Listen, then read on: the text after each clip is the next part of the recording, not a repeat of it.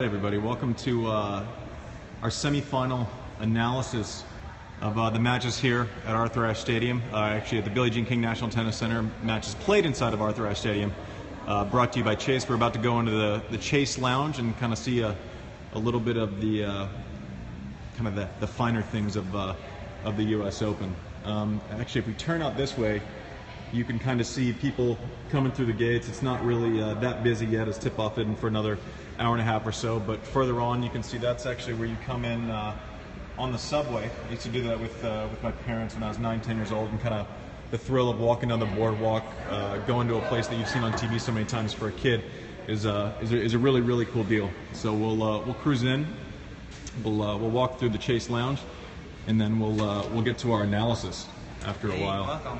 Hey, thank you very much. All right, so this is where all the cool kids hang out. You see that won't be there in a little while, unfortunately. That's the old grandstand court, and right next to it is Louis Armstrong Stadium, which we'll certainly miss also. So semifinals day, this place will be hopping a little bit. We just heard the band set up a little bit earlier. I know I have a kind of a talk in here later on with Tracy Austin and some others, and people just hanging out. So this is like the real US Open, you know, not set up for studio or anything else. But let's get to what you guys all signed up for. Let's get to some analysis on some of the. Feel free to write in any questions you guys may have. I'll try to catch them as I'm going through notes here. We have a very fancy production studio here at Periscope, and I'm getting fed stats all the time, otherwise known as me writing stuff down on paper. I guess the thing that everyone is, before we get to the men's semifinals, the thing that everyone is seems to talk about right now is the Serena Williams upset last night to Pliskova. You know, it's obviously shocking anytime that Serena loses. My take on it is, if you look at the loss to Kerber, the loss to Muguruza at the French Open, I feel like the only people that really threaten Serena Williams are the girls that are able to kind of neutralize her power, the big bodies, the girls who are just as strong. You know, Kerber's so strong and steady in her lower body, and so still, which is a huge thing. You know, you see a lot of amateur tennis players, and you watch them, and their lower bodies are kind of going all over the place, and they're pulling off the ball, and there's a lot of wasted motion. Kerber's not that way. She's you know, whereas Tim Duncan is kind of known for his fundamentals in basketball, Kerber's that same way in tennis. What she does well isn't super obvious to the eye. It's not flashy, but she's so technically sound in the simplest part of the games. That's what makes her successful. But back to Pliskova, you know, she's one of the only ones that's able to kind of do to Serena what Serena does to a lot of the other players, and that's kind of control the pacing of a match with her serve. She came out, made first service game, and kind of really set the bar high as far as that goes. You know, I do think Serena was hurt. Her knee was a little bothersome. I don't know that I give credit to having to play back to back. She said last night in a press conference that she wasn't tired, and I believe that. You know, for the men, when you come into a Grand Slam, it's a different animal. It's best of 5. It's spaced out over 2 weeks.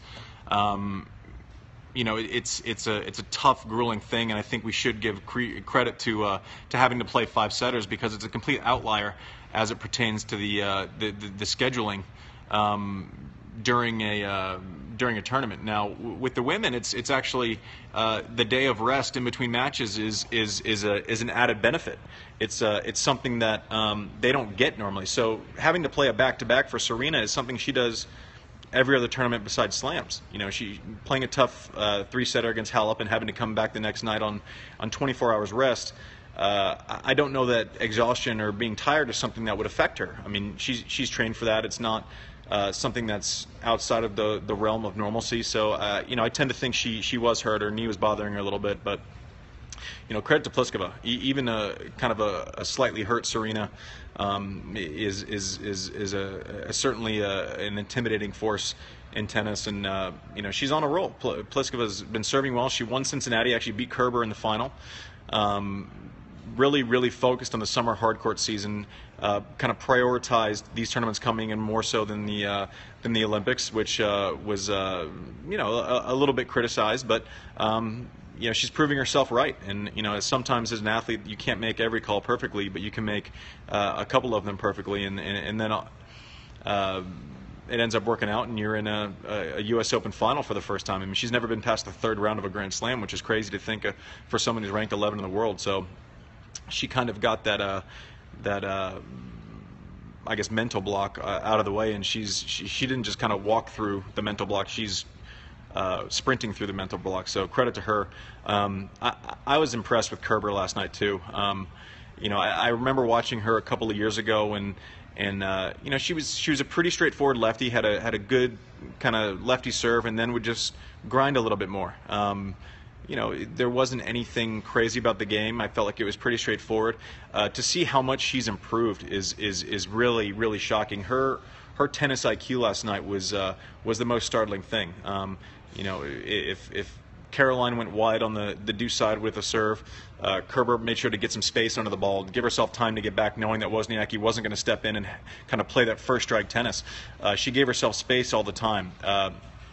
Shots she feels most comfortable hitting is that backhand hard cross court to Caroline's forehand, where she knew that Caroline would most likely kind of just loop it back up, and she was able to stay inside of the court. But the nuance that she plays with, you know, moving not just side to side but up and back, mixing that little drop shot off the, you know, and she hides it well because she has two hands on the racket when she hits it.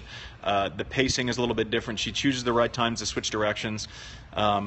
And because she's so strong and can kind of accept power so well, it almost mitigates the second serve, which is a bit of a liability, a bit of a weakness. But even when you saw Caroline step in and really take cuts last night, Kerber was so strong with her legs and kind of hugging the ground and staying neutral there, that it didn't really matter that she wasn't throwing in big second serves.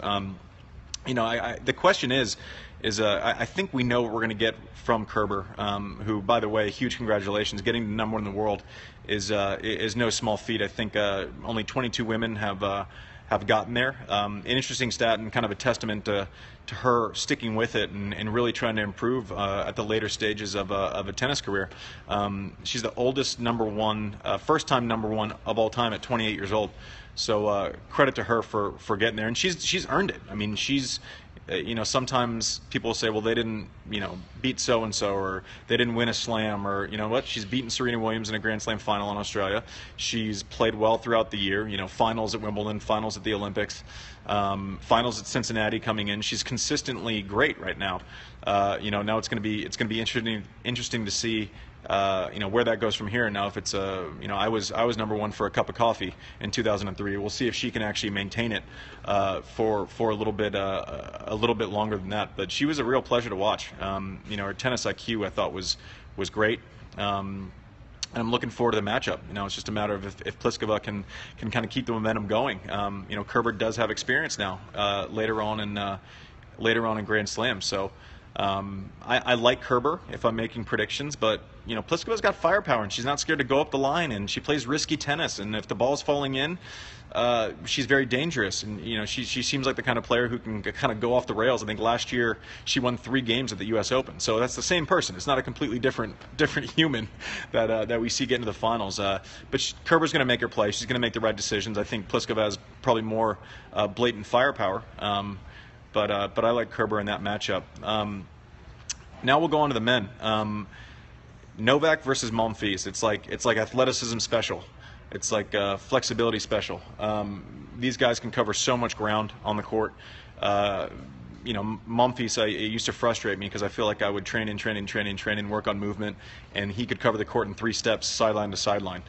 Just so naturally gifted, and for a long time, frankly, I felt frustrated watching him.